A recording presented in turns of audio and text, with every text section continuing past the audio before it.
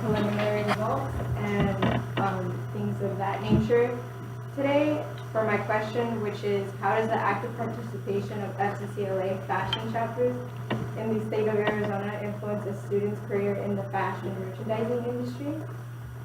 So for my introduction, the goals are to create an understanding in career technical organizations as well as their classes to show how they're beneficial for students who want to pursue these careers, especially in fashion, and to demonstrate the importance of gaining that hands-on experience that's needed for the visual arts and design fields, which are fashion.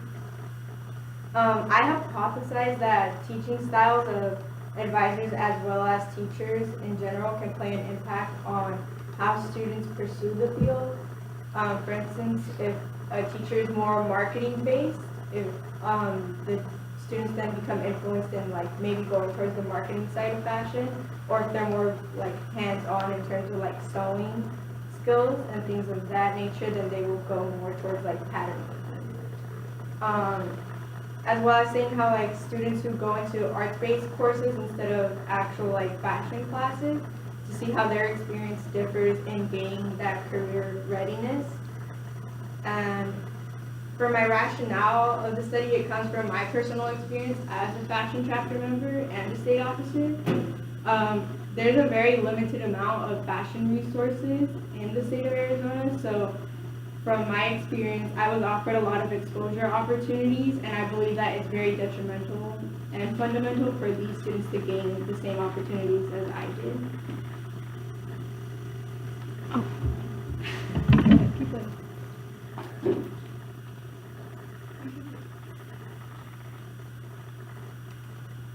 So for the summary of my literature review, in terms of students who are interested in a career in the industry, sources are very minimal in the state of Arizona because the arts and career technical education is not very, not funded as much as our, courses that we need to graduate, such as, English and math and science.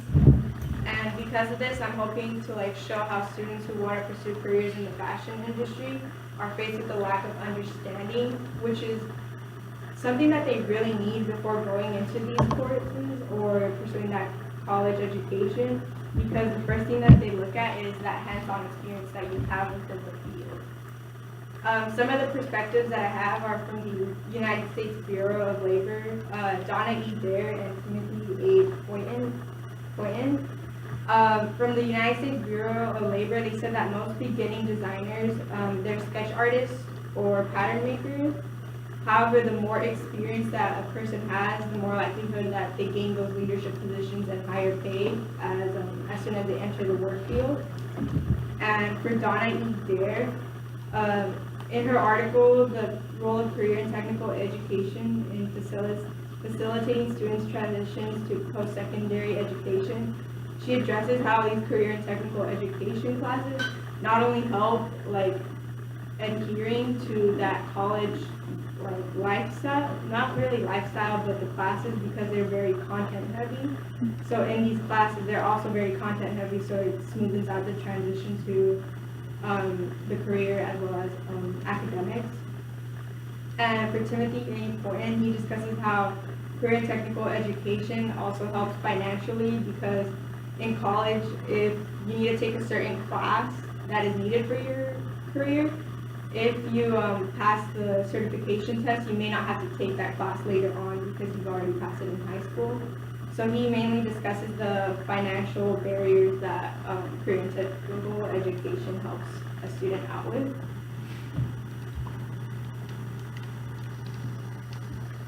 Some of my methods were surveys and interviews, because I am seeing the influences in the student's experience. So it has to be very hands-on and based off experience. Some of the procedures is conducting studies on schools that are in fashion as well as affiliated with the organization. And within these schools, looking into art classes to search for the students who maybe want to pursue this field but aren't directly tied in with the organization or a fashion class. And seeing how their experiences differ in terms of career preparation. Some of my quantitative results will be number of annual competitors, member demographics such as age, sex, and their school. And the qualitative is, of course, seeing how the importance of prior knowledge before entering these fields, why CTE, specifically FCCLA, gives students those opportunities in order to be more prepared in their fields, and interviews on students and alumni who have completed fashion courses and have pursued or wish to pursue the fashion industry. And the subjects are studied are non-experimental and they're human, because I am, once again, seeing how the experiences and they're very based on influence. And some of the subjects include fashion advisors, fashion students, FCCLA members, and FCCLA advisors. Some of my expected results were gathering information from chapters and their coinciding schools. Like if I were to look into Westview Fashion FCCLA, I would look into the Westview art programs such as ceramics, art studio, and photography. And having at least 20 or so participants from each school. So if I went to a chapter in here, I would get at least 10 chapter members to participate, and then from the courses, the art-based courses, at least get 10 members from those to participate. And being able to see the correlation between students' careers and why they take an art course or a career and technical education course. My actual results is right now, at first I had 18 responses, and changes had to be made to the question to make it more feasible, because fashion chapters are very limited, but there's more fashion classes in Arizona.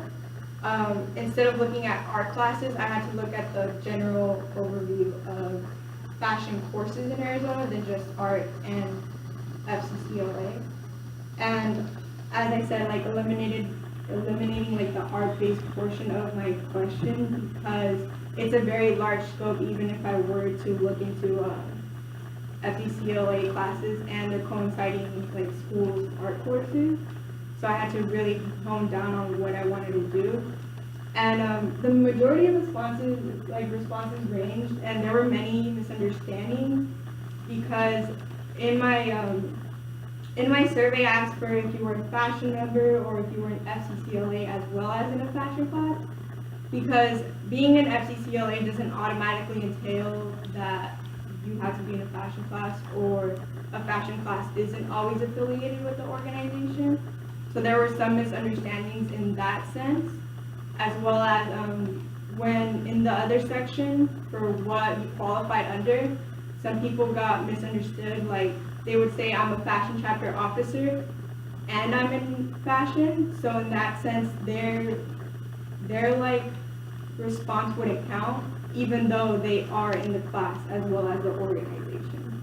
So maybe just clarifying further that even if you're an officer, you would still qualify as a member, as well as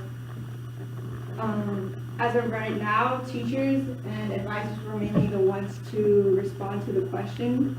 And furthermore, I contacted some of the family and consumer sciences directors, and I have 25 responses, including students.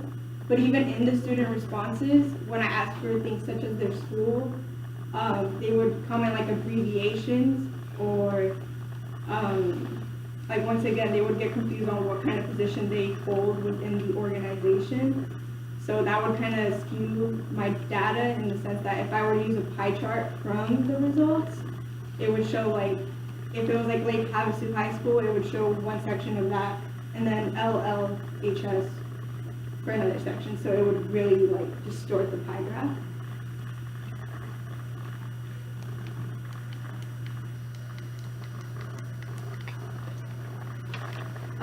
Some of my limitations is getting in contact with advisors and teachers because of their locations. Like I said, there's fashion classes all the way from Lake Havasu to Paradise Valley, and it's very hard to get in contact with them. And finding students in the organization but wish to pursue fashion, this has kind of been eliminated. This isn't really a limitation anymore because I'm focused in more on fashion. So in the survey itself, it says what you would like to pursue, and if it's not fashion, then that would be another subset of my results. and interviewing non-members who are in the career industry, once again, like who want to pursue the industry. This is like also a subset that has been kind of like eliminated because I'm now only focusing on fashion members. And defining what influence means, like such as like success rate, like what exactly are like the influences? Is it their career readiness and things of that nature? Some of my implications are that career and technical education courses are fundamental for a student's future based off the career they wish to pursue.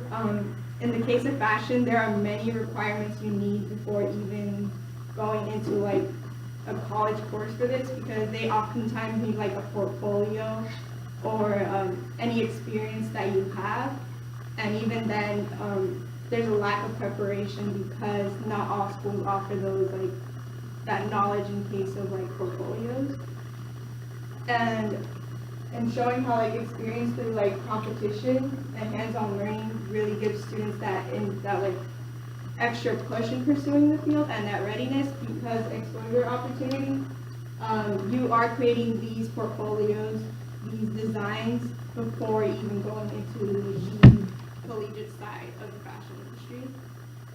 And my conclusions, I can perhaps find a correlation between students who are enrolled in the course and FCCLA members, but it may lack in the amount of data because the findings were very skewed. There are going to be many challenges in interpreting the data and the effectiveness of the organization because of the lack of understanding.